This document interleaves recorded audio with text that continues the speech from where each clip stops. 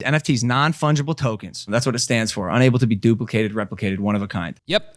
Non-fungible tokens. So there's a couple of things that have been really confusing to me. Honestly, actually, Logan's trading card is something that helped me understand it a little bit more, but NBA Top Shots, very confusing. If you guys don't know, you go to NBA Top Shots, you look at on the website, there's a clip of LeBron James dunking, and it's selling for $35,000.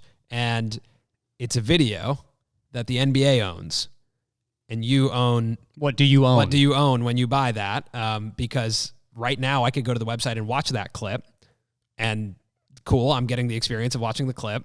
And but someone else owns it, and they had to pay $35,000 to own that. But then the NBA owns it. So anyway... We had the same feeling about Logan Paul's trading cards. Can't you just take a picture of the trading card?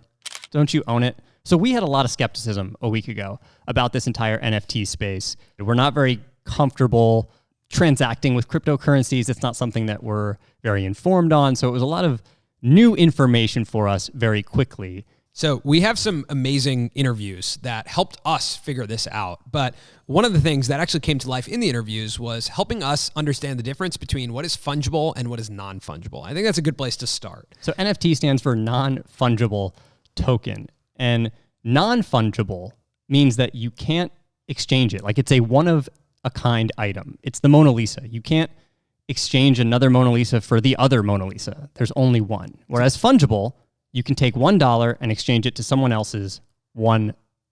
And that's fine. You're okay with that transaction. So yeah, a dollar is a dollar is a dollar, right? That's the definition of fungible. And even the way that someone described it to us, where it was like, if I give you $10, you could give me two $5 bills, and I'm actually completely fine with that trade.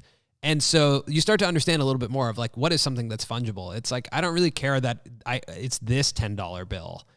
It represents value, and I could get that value actually in exchange for something else. Non-fungible means I have something, it represents value, and it's only in that form that it represents that value.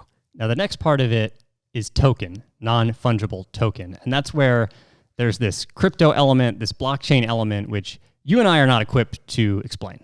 No. By no means. I do not live in the blockchain. I think what I said to you over text when we started talking about this was, I'm pretty sure if you own an NFT, that means you're assuming that eventually we'll all live in the matrix because you're buying digital property, and so you're like a digital real estate owner. Anyway, I went down a path that was clearly incorrect. You and I have had multiple nights where we're texting back and forth, getting ourselves into a frenzy over whether these things are valuable or not. Right.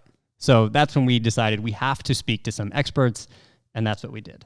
So Jen Lee is a writer, she's a creator, she's just all around someone who does a ton of stuff, very impressive and really thoughtful. She works for Justin Kan, who is the co-founder of Twitch, pretty successful company. Who now also has his own YouTube channel. So Justin has his own YouTube channel, and they actually minted one of Justin's videos and are selling it as an NFT. So anyway, I'll lead that in. She's knowledgeable about it. She helps us discover what is an NFT. Colin sent me a tweet that said, Justin's going to be minting his YouTube videos and selling them as NFTs. Could you explain that entire sentence? What does that mean? The best way of how I would describe this whole process is imagine a autograph. So like, you go to your favorite sports stars and you like have a picture of them. You're like, hey, like, can you please sign this? This would be awesome. You see that have a market in the whole like physical world, right? So kind of how I think about NFTs, especially how we're thinking about it, there's like many applications of it. So don't get me wrong. There's like many different ways of how people can get value from it. But kind of Justin's YouTube videos, we are minting as certified Justin Kan stories, which are basically digitally autographed versions of his YouTube videos. So the idea is that he kind of like signed them and they're unique to you, whoever owns the NFT. So that's kind of how we're thinking about Justin minting his YouTube videos as stories as an actual non-fungible token. Can you explain to me the buyer of this? Like, who is the person who wants that, and what can they do with that? There's definitely a sort of like novelty and kind of collection angle to it.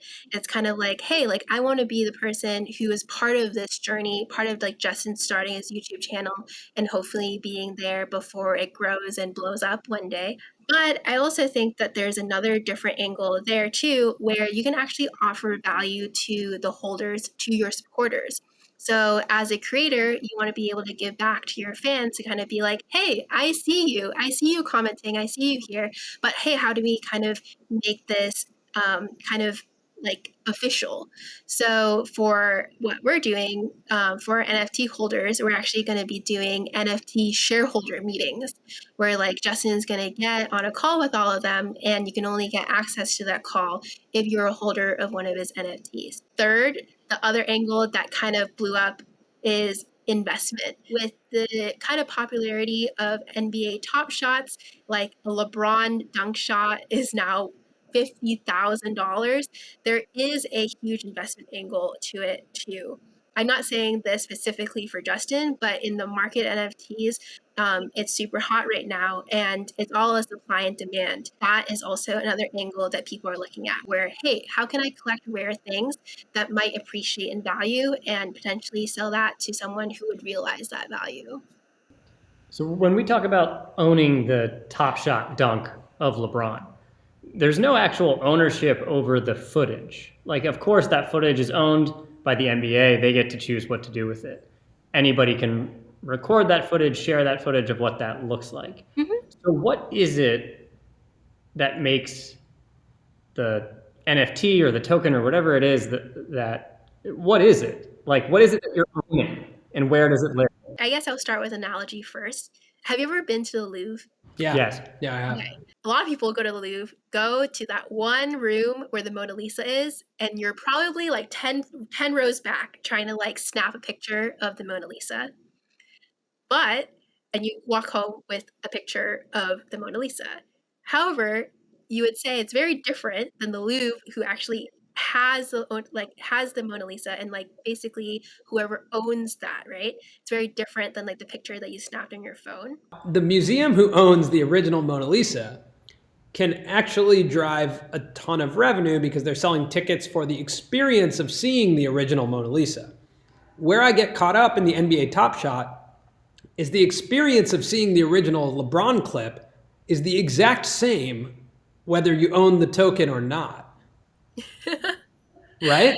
Like watching the clip is the exact same experience. Going into the Louvre is a different experience than seeing a photo of the Mona Lisa. But the difference is having the ability to trade the ownership or sell the ownership. So that the experience of reselling is the unique experience that the buyer wants. That I would say is one of the main ones that probably majority of people are looking at. But I would say that there are actually other use cases of this too, where you can now actually have your own digital museum of your collection. That concept is actually also digitally manifested itself as well, where there are platforms where you can display your unique collection. And then the other thing too, in terms of buying and selling, and why this is really important for creators, is that you can actually bake into the contract how much the original artist gets back per every transaction. So you can actually bake in a like for example, a 5% transaction in perpetuity. So whoever resells it later down the line, the original person who created it will get that percentage, which is really cool and why it's like super important for like creator economy.